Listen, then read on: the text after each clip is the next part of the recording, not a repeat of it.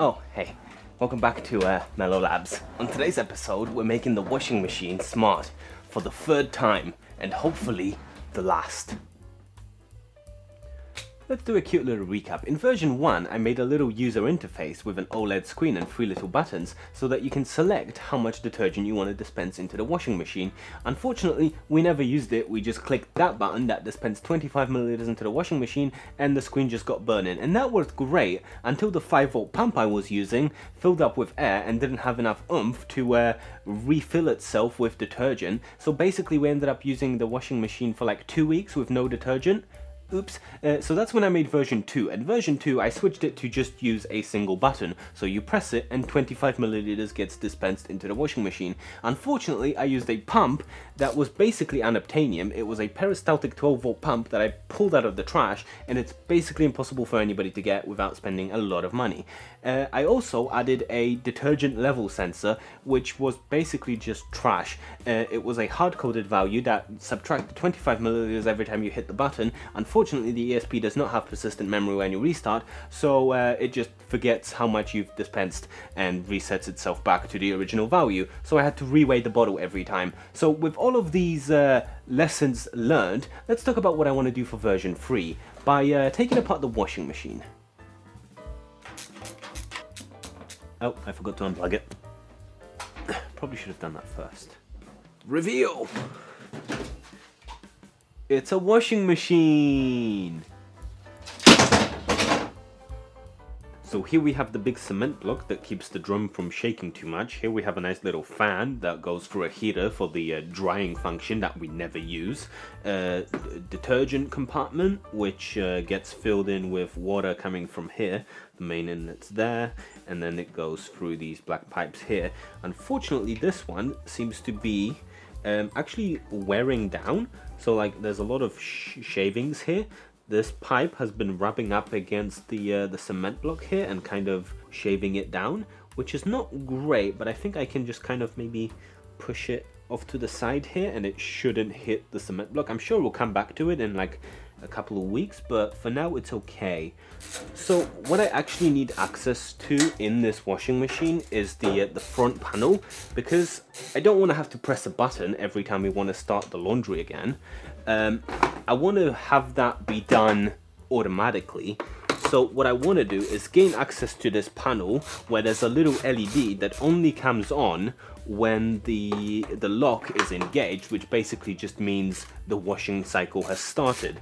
So I either want to intercept that signal from the LED or lower down where it actually, you know, it engages the lock. So I'm going to take this front panel off and just see how it's constructed. There's always a goddamn clip. So there's 2 circuit boards here. One of them is for the little knobby, and then the other one is just for the buttons and all the LEDs.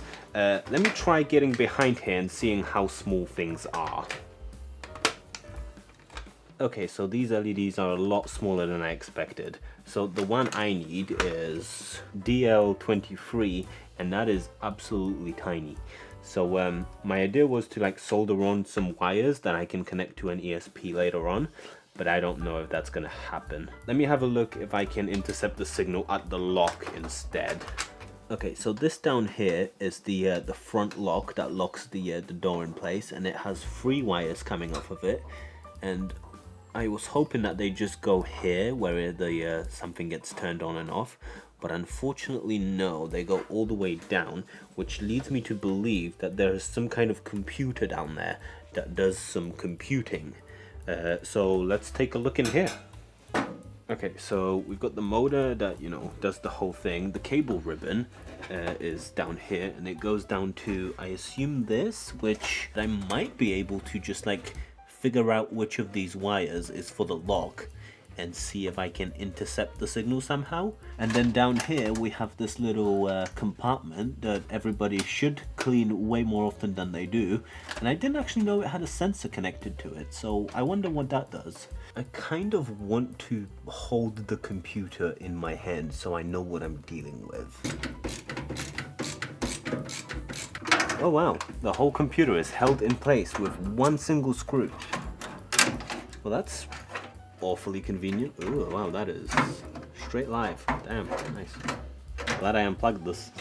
I think what I'm gonna do is I'm gonna probe around without being distractive and find out which one of these is going down to the lock and see which one of these gets a signal when the lock is on so that I can sense it with something.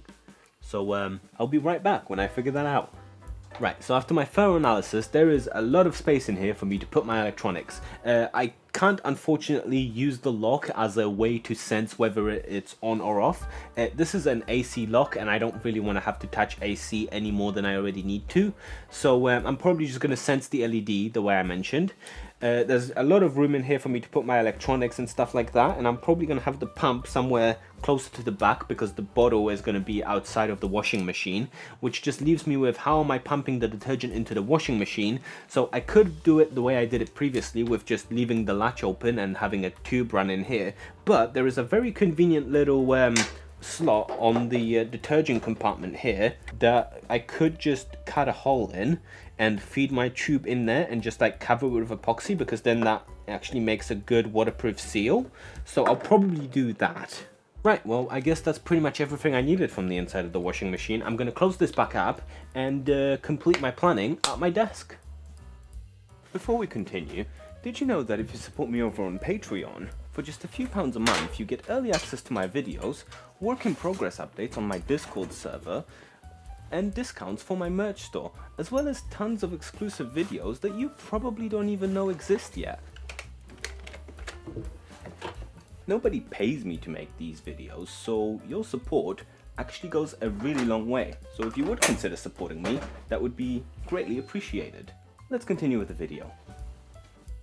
Let's talk about pumps. I have 5 different pumps here, and I'm going to test them individually to see which one fits my use case the best, starting with this, the MVP. This is the unobtainium pump I mentioned earlier, and it came off of an industrial dishwasher where it would dispense detergent into the dishwasher, and I cannot find a relatively cheap source of a peristaltic pump this big anywhere on the internet. So I'm not going to use this in today's project, I'm simply using it as a benchmark to compare the other pumps to. The test is pretty straightforward. This is 100 milliliters of detergent and I want to pump it as quickly as possible into the other glass. Begin. This pump is running at 12 volts.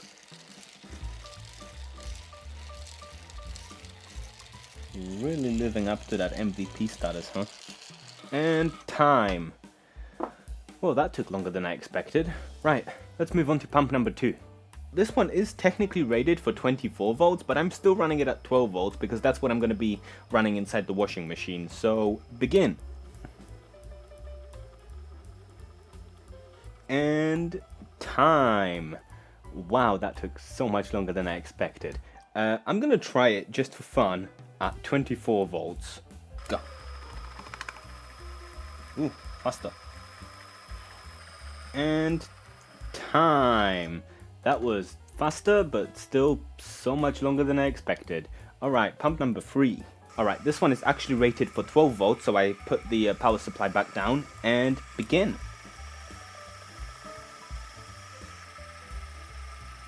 Okay, and I think that's time. That's actually very competitive. I like this one. This is just a regular water pump that I have left over after the making a boat on a boat video. I don't think it's going to be any use for this, but you know, why not? Have a go. Okay, well, I can't fit the tube onto the outlet, so disqualified. And here we are at pump number 5, our last contender. Now, this one is impressive, I will say that. Unfortunately, this is the pump that filled up with air and didn't have enough oomph to push it back. So I need you to be impressed at the speed at which it pumps, but not too impressed because we probably won't be using it. Okay, this is a 5 volt pump, so I've stepped down the voltage accordingly. And let's see how it does. See, that's the problem with this one. It doesn't actually have enough oomph to like suck up detergent. But if you give it like a really long time and more voltage, eventually it will, and you will be impressed at the results. Okay, well, this is 10 volts now. As soon as the liquid touches the motor, it will go zoom.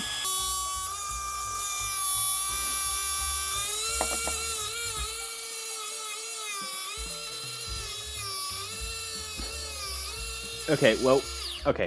Well, it's a lot faster than all the other pumps, but there are clear reasons I do not want to use this one. So this will leave us with this guy, who is the MVP.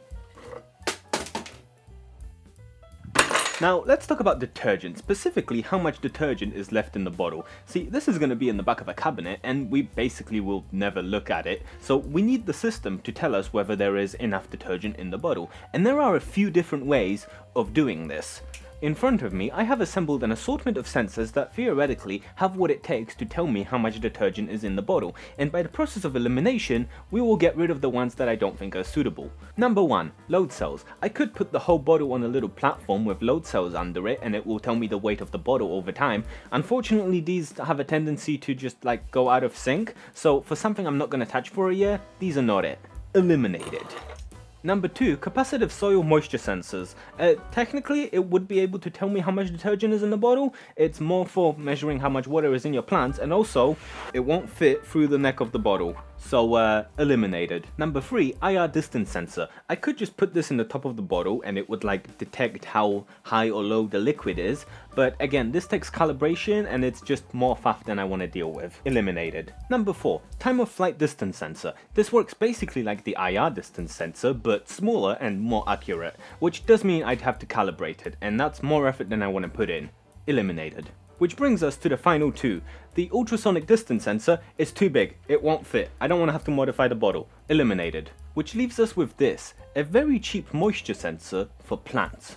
Now, I know what you're thinking, if I leave these in the detergent for too long, they're gonna get corroded, and that's true, but only if they're on. See, this little guy takes up so little power, I can actually power it off of a GPIO pin, which means I can turn it on just to check how much detergent is in the bottle and then turn it off with zero corrosion. This does come with a little bit of a disadvantage in that it won't actually tell me how much detergent is in the bottle, so I can put it at a certain height and it will tell me when it goes below that height. If I use this height, for example, I think that's still like a couple of weeks worth of detergent, because we estimate this bottle lasting us like a little over a year, so if I get a notification around this mark, that's plenty of time for me to go to the store, get a new bottle, like weeks of time, and then replace it. So that's my plan for detecting how much detergent is in the bottle. Now let's move on to the interface.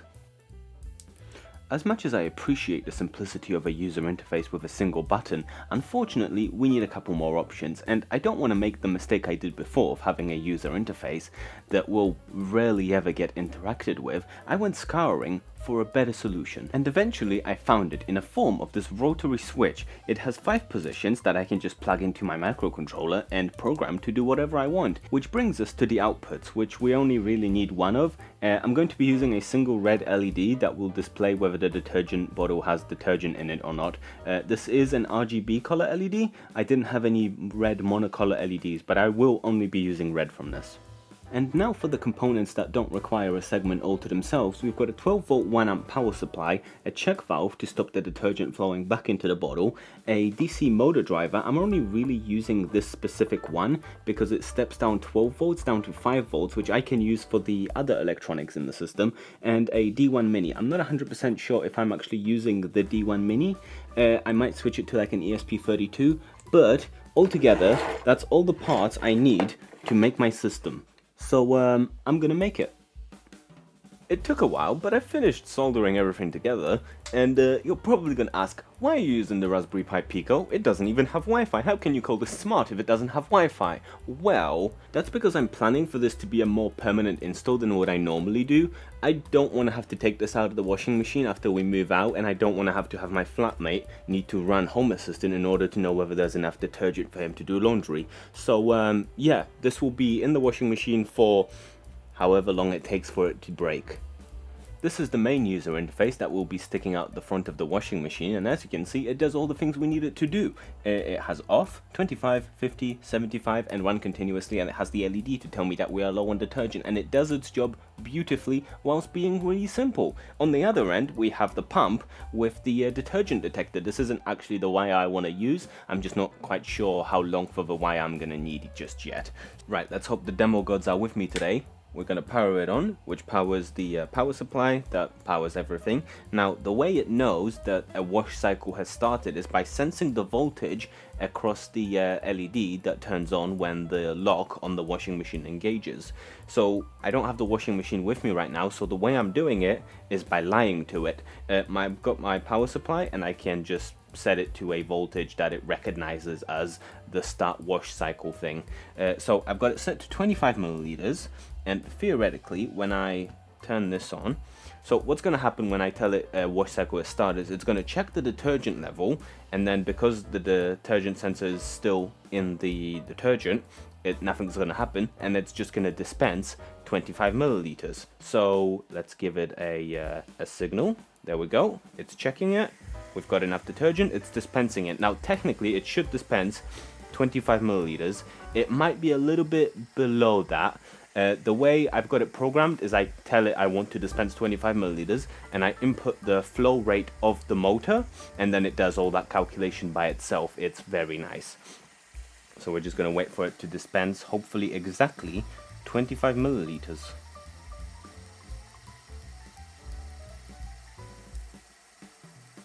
Ugh, 22, just short. Okay.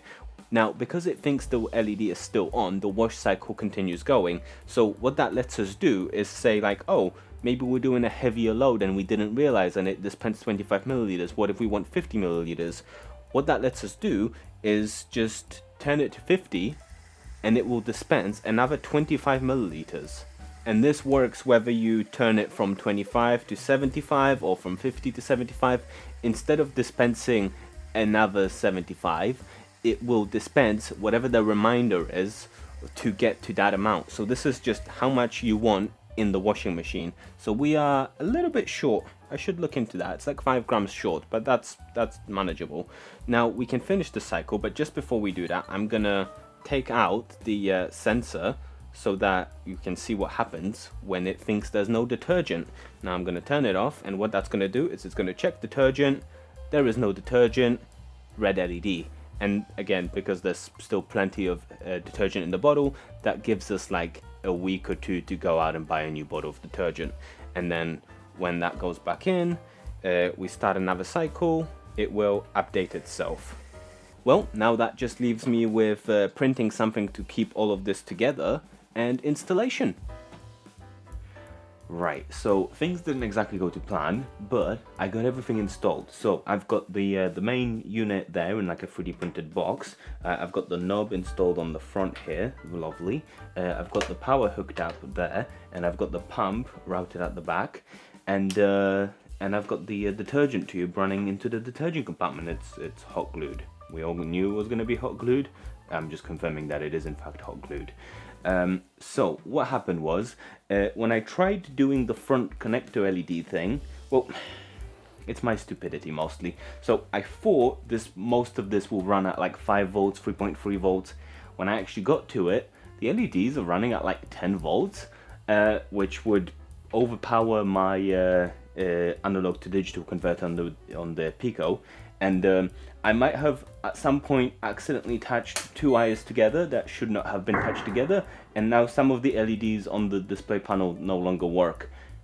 Oops. Everything still works. I've just had to change the way we dispense detergent into the thing now. Let me close this up and I'll show you. Right, I've got a jar of water pretending to be detergent, and the washing machine works as expected, apart from that when some of the LEDs aren't working and some of the LEDs are on when they aren't supposed to be on. But it still works, it still does the cycling and everything. We have my little addition here, and you can see it's currently off. Now, I did want it to dispense automatically. We can no longer do that. I could probably detect like the current on the motor and whatever, but then figuring out when a cycle starts and ends is a pain. So instead, we're going to leave it on the off position, and then when we want to dispense 25 milliliters, we'll turn it to the 25 milliliter mark, and then after 5 seconds, I might have to change this delay because it's a little too long, it will start dispensing detergent into the detergent compartment, and then we can flick it back to off. And then when it stops dispensing, I'm going to remove the detergent sensor from the jar, which will turn on the LED when it dispenses 25 milliliters. Eventually.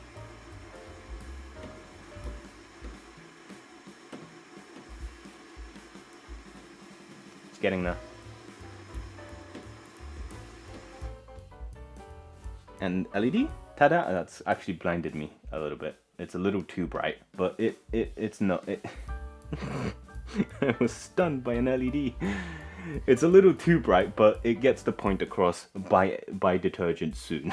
So I can put that back in, and then when I run another cycle, it will refresh itself at the end, and I can also dispense, you know, however much I want. I can also just leave it on the run mode, which will just run detergent continuously. It's mostly for when I'm like purging the system, so that I can make sure that the tube is full of detergent instead of air. But yeah, it seems to be working pretty well. It's not exactly what I wanted, but it works. Right, so the only thing really left for me to do is to actually poke this through the cupboard, hook it up to my detergent bottle, and slide this back in. So, if you enjoyed this episode, thank you very much for watching. Don't forget to like and subscribe. All of the links you need are in the description below. And if you have any questions, comments and all that, just leave them down below, and I'll try to answer. So yeah, that's it. See you on next week's live stream. I just realized I'm finishing the video in the opposite way I'm starting it. Maybe I intended it. Oh, did I break it?